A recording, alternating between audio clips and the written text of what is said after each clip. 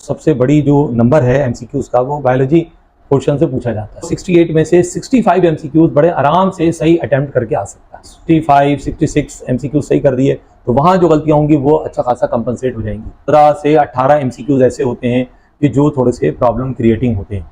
इसमें से पेडिग्री के जो क्वेश्चन हैं वो आ जाते हैं, उसमें बच्चे अक्सर मिस्टेक कर देते हैं। इस वक्त तो है प्रैक्टिस का टाइम है, ठीक है ना। जितना ज्यादा बच्चा जो है वो टेस्ट दे, ठीक है ना, एमसीक्यू सॉल्व करे, ठीक है ना। अब क्योंकि पढ़ाई का टाइम तो समझ लीजिए मेरे हिसाब से ओवर हो चुका है। डॉटेड शीट की प्रैक्टिस करें, क्योंकि अक्सर बच्चे गलती कराते हैं कि वो सीक्वेंस आउट कर देते हैं। और ये मेरी बात जो है वो बच्चे बहुत अच्छी तरह से समझ लेंगे जिन्होंने पिछले साल इस तरह की मिस्टेक्स की हैं कि पता चला कि 2 की जगह छोड़नी थी, उन्होंने 1 की जगह छोड़ी, पूरा सीक्वेंस आउट हो गया। कभी कोई पेरेंट नहीं पूछता कि भाई आपके यहाँ जो फैकल्टी है, केमिस्ट्री पढ़ाने वाला जो टीचर है, उसकी अपनी क्वालिफिकेशन कितनी है। जो आपको फिजिक्स पढ़ा रहा है वो कितना क्वालिफाइड है, आप टीचर का नाम पूछें और आप देखें उसको कि वाकई वो सब्जेक्ट का उस्ताद है भी कि नहीं है, उसने उस सब्जेक्ट में मास्टर्स किया हुआ या नहीं किया हुआ है। सेंटर की एक्टिविटी के बारे में आप कुछ कहना चाहेंगे कि वो इस हवाले से क्या प्लान रखता है, क्या काम करना चाहता है? जी हाँ, हमारा ये जो कोर इंस्टीट्यूट है, हम लोगों ने अपने क्यू बैंक पे काम शुरू कर दिया है। बच्चों के साथ इंटरेक्शन, पेरेंट्स का इंटरेक्शन अल्हम्दुलिल्लाह हमारा बहुत अच्छा है।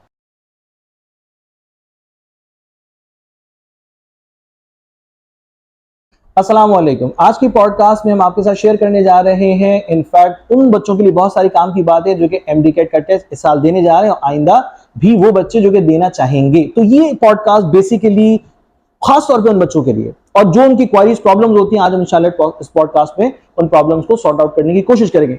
हमारे साथ हैं सर फरहान रजा, माशाल्लाह से एक अरसे से इनफैक्ट अपने सब्जेक्ट में जबरदस्त काम करते आ रहे हैं। सर अस्सलाम वालेकुम। वालेकुम सलाम। सर मैं बिल्कुल फौरी तौर पे मैं आपके साथ एक क्वेश्चन आपके सामने रख रहा हूं क्योंकि बच्चे चाहते हैं कि उसका जवाब उनको मिले। सर बायोलॉजी जो है हमारा जो सब्जेक्ट एमडीकेट में है, उसकी टेस्ट में, एमडीकेट टेस्ट में क्या इंपॉर्टेंस है? देखिए, आप सब जानते हैं कि बायोलॉजी का जो टेस्ट होता है 68 एमसीक्यूज जो हैं वो बायोलॉजी के एमसीक्यूज होते हैं 68। तो आप अगर इसको कैलकुलेट करें तो एक सबसे बड़ी जो नंबर है एमसीक्यूज का वो बायोलॉजी पोर्शन से पूछा जाता है। अच्छा, बायोलॉजी का मामला ऐसा है कि देखिए आप थोड़ी सी मेहनत कर लें ना बच्चा, तो ये 68 में से 1-2 चलें, ह्यूमन एरर भी हो जाता है, गलतियाँ भी हो जाती हैं छोटी मोटी, तो वो 68 में से 65 एमसीक्यूज बड़े आराम से सही अटेम्प्ट करके आ सकता है। केमिस्ट्री, फिजिक्स कंपैरेटिवली जो है वो थोड़े से कॉन्सेप्चुअल सब्जेक्ट्स हैं, उसमें बच्चों के गलती के चांसेस थोड़े ज़्यादा होते हैं। इस वजह से वहाँ जो है वो अक्सर बच्चे गलतियाँ कराते हैं, मिस्टेक कराते हैं। तो अगर यहाँ आपने 65, 66 एमसीक्यू सही कर दिए तो वहाँ जो गलतियाँ होंगी वो अच्छा खासा कंपनसेट हो जाएंगी। दूसरी बात यह है कि बायोलॉजी में जो हम देखते आ रहे हैं पेपर का पैटर्न ऐसा होता है कि तकरीबन 68 एमसीक्यूज में से 50 एमसीक्यूज ऑलमोस्ट ऐसे होते हैं कि जो मेमोरी रिकॉलिंग क्वेश्चंस होते हैं। राइट। तो वो तो एमसीक्यू लिखा हुआ है, थोड़ा सा भी अगर बच्चे ने पढ़ा हुआ है तो उसको ऑप्शन देख के ही या बाज़ों को तो ऑप्शन नहीं भी देखे फौरन उसको राइट आंसर जहन में आ जाता है। सिर्फ जो थोड़ा बहुत प्रॉब्लम आती है वो 15 से 18 एमसीक्यूज ऐसे होते हैं कि जो थोड़े से प्रॉब्लम क्रिएटिंग होते हैं, ठीक है ना। उसके लिए जाहिर सी बात है बच्चे को मेहनत करना पड़ेगी। इस सिलसिले में मैं ख़ास तौर पे 2 चैप्टर्स को ज़रूर इनका जिक्र करूँगा जिसमें बच्चे जो हैं वो गलती करते हैं।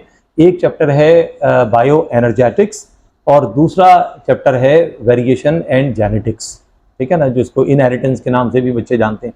उसमें कुछ ऐसे जो है वो कॉन्सेप्चुअल टाइप के क्वेश्चंस दे दिए जाते हैं, जैसे जेनेटिक्स में से पेडिग्री के जो क्वेश्चंस हैं वो आ जाते हैं, उसमें बच्चे अक्सर मिस्टेक कर देते हैं। बायो एनर्जेटिक्स वाला जो चैप्टर है उसमें लाइट रिएक्शन में या कैल्विन साइकिल में कुछ ऐसी चीज़ें हैं जो एग्जामिनर थोड़ा सा बच्चों को कंफ्यूज करके पूछ लेता है, तो वहाँ बच्चे जो हैं वो गलतियाँ ज़्यादा करते हैं। तो मैं बच्चों को यही एडवाइस करूँगा कि ख़ास तौर पर इन 2 चैप्टर को आप अच्छी तरह से फोकस करें।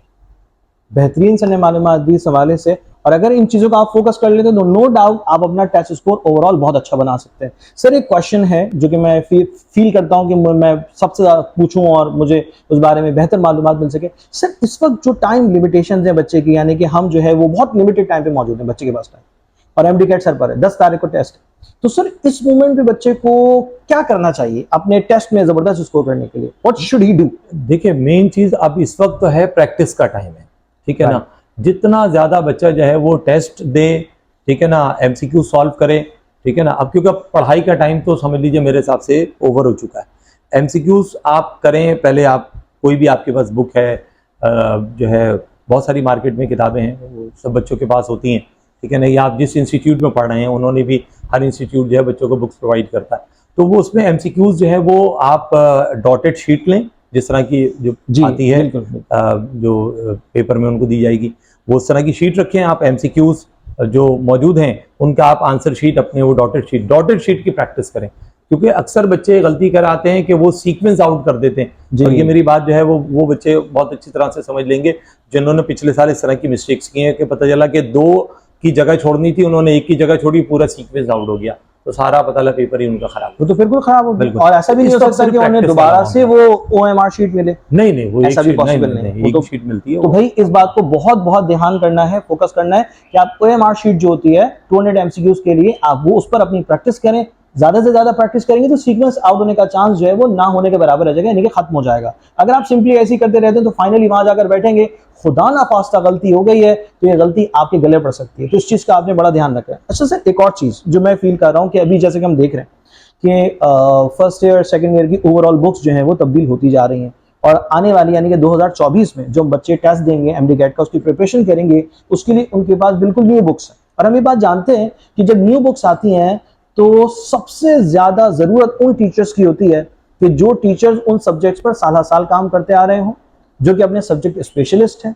तो सर आप क्या एडवाइस करते हैं कि अब आने वाले साल में जो बहुत सारे बच्चे में देख रहे हैं, तो उन बच्चों को क्या करना चाहिए, इंस्टीट्यूशन की सिलेक्शन किस बेस पे करनी चाहिए? देखिए, मैं इस सिलसिले में एक बात ये कहूँगा कि देखिए अब जो नई किताबें आ रही हैं ना, वो पेरेंट्स जो खुद टीचिंग प्रोफेशन से जिनका ताल्लुक है, वो मेरी ये बात बहुत अच्छी तरह से समझ जाएंगे कि नई जो किताबें आ रही हैं वो आसान नहीं है, और इनको पढ़ाना सब्जेक्ट स्पेशलिस्ट का ही काम है, ठीक है ना। जिसने सब्जेक्ट में मास्टर्स किया हुआ होगा वही टीचर जो है वो अच्छी तरह से वो किताबें पढ़ा सकता है।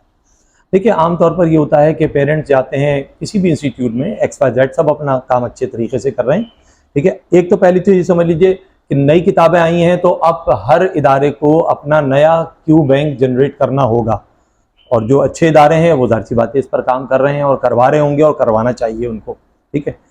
लेकिन एक और बड़ी अहम चीज़ है कि हम लोग किसी इदारे में एडमिशन के लिए जाते हैं, वो हमसे कहते हैं, हमसे फ़ीस पूछते हैं, पेरेंट जाते हैं, हम कहते हैं कि सर अच्छा इतनी फ़ीस है, सर कितना डिस्काउंट हो जाएगा। ये हमारे यहाँ आमतौर पे एक ट्रेंड ही है, हम डिस्काउंट पे फोकस कर रहे होते हैं कि हम ये सोच रहे होते हैं कि यार 5,000 रुपये बच जाएँ, 10,000 रुपये बच जाएँ, ठीक है ना। अच्छा, हमें इस बात का वो नहीं होता, हम ये सोच रहे हैं कि भाई ये इदारा है, पुराना इदारा है। और ये मेन चीज़ ये होती है कि आप ये कभी कोई पेरेंट नहीं पूछता कि भाई आपके यहाँ जो फैकल्टी है, केमिस्ट्री पढ़ाने वाला जो टीचर है, उसकी अपनी क्वालिफिकेशन कितनी है, जो आपको फिजिक्स पढ़ा रहा है वो कितना क्वालिफाइड है। आप टीचर का नाम पूछें और आप देखें उसको कि वाकई वो सब्जेक्ट का उस्ताद है भी कि नहीं है, उसने उस सब्जेक्ट में मास्टर्स किया हुआ या नहीं किया हुआ है। केमिस्ट्री का उस्ताद कौन है, उसकी अपनी क्वालिफिकेशन क्या है, उसका नाम क्या है, केमिस्ट्री का टीचर कौन है, बायोलॉजी का कौन टीचर है, इंग्लिश का कौन टीचर है। ये आपका राइट है, आप कस्टमर राइट्स जिसको आप कहते हैं, ये आपका राइट है, आप जाके पूछें इदारे में। डिस्काउंट से पहले आप इस पर फोकस करें, फिर अगर आप मुतमईन होते हैं कि हाँ यार इन्होंने जिन फैकल्टी टीचर्स के नाम बताए हैं ये टीचर सब्जेक्ट स्पेशलिस्ट हैं, ठीक है, और फिर आप बात कर लें वो डिस्काउंट की। अगर वो इदारे की कैपेसिटी होगी तो वो आपको दे देगा, नहीं होगी तो नहीं देगा, लेकिन जो असल करने का सवाल है वो हम करते ही नहीं है। ये हमारे यहाँ है। अच्छा, मैं आपकी बात से ये समझ सका कि 2024 में इस सवाल की अहमियत बहुत बढ़ जाएगी। बिल्कुल, ये तो नेक्स्ट सेशन सब सारी बुक्स चेंज हो गई, like physics, chemistry, biology, main subjects आ गए एमडी कैट के, जब उनकी बुक्स चेंज हो गई तो डेफिनेट सी बात है कि फिर अब जो आने वाला साल का टेस्ट होगा उन्हीं बुक से बनेगा। जी बिल्कुल, नई बहुत बड़ा चैलेंज हो सकता है बच्चे। बिल्कुल, सर, इस चैलेंज को कोप अप करने के लिए इनफैक्ट कोर एप्टीट्यूड सेंटर की एक्टिविटी के बारे में आप कुछ कहना चाहेंगे कि वो इस हवाले से क्या प्लान रखता है, क्या काम करना चाहता है? जी हाँ, हमारा ये जो कोर इंस्टीट्यूट है, हम लोगों ने अपने क्यू बैंक पे काम शुरू कर दिया है। जो किताबें आ चुकी हैं उन पर काम हो रहा है, स्टार्ट कर दिया गया है। जो किताबें अभी नहीं आई हैं, अब जैसे सेकेंड ईयर की बायोलॉजी की बुक अभी मार्केट में नहीं आई है, जिस वक्त अब ये टेलीकास्ट हो रही है इस वक्त तक तो सेकेंड ईयर बायोलॉजी नहीं आई है, ठीक है ना।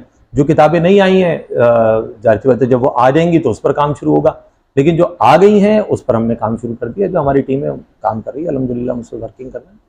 तो हम ये कह सकते हैं कि हाँ, ये एक ऐसा इदारा है जिसको रेकमेंड किया जा सकता है on the basis of specialist, subject specialist. जी जी, अल्हम्दुलिल्लाह हमारे पास जो भी टीचर हैं, फैकल्टीज हैं, आप जो हमारे पास आना चाहता है, हाय हमारे जो टीचर्स हैं, एक एक टीचर का आप नाम लें, हम नाम बताएंगे अपना और उसकी क्वालिफिकेशन बताएंगे उसको, उसने किस सब्जेक्ट में मास्टर्स किया हुआ है, तो आप मुतमईन होते हैं तो एडमिशन लें। बाकी जगहों पर भी जाए, वहां पर भी जाके पूछेंगे कौन पढ़ा रहा है उनको। अच्छा, फिर मुझे एक और चीज याद आई इस हवाले से कि मैंने देखा कि कोर एप्टीट्यूड सेंटर में इनफैक्ट ये भी देखा गया कि टीचर से भी बाकायदा पेरेंट्स की इंडिविजुअली मुलाकात हो गई, बच्चे को स्पेस दी गई कि वो आकर अपनी डेमो क्लासेस आराम से ले, ठीक है, जो भी टाइम वो लेना चाह रहे हैं क्लासेस ले, वो सेटिस्फाई हो जाए, उसके बाद अपने प्रोसीजर को, वो दीगर जो प्रोसीजर उसका है वो उसको फॉलो करे। क्या ऐसा है? जी बिल्कुल ऐसी है कि जो बच्चे यहाँ पर आए, बच्चों के साथ अल्हम्दुलिल्लाह जो स्टूडेंट्स हैं हमारे, आप आके अगर मिलना चाहते हैं मिल सकते हैं आप बच्चों से। सैटरडे संडे हमारे यहाँ फिजिकल क्लासेस होती हैं, तो तमाम बच्चे जो हैं वो टीचर के साथ हमारे, क्योंकि हमारे पास कोई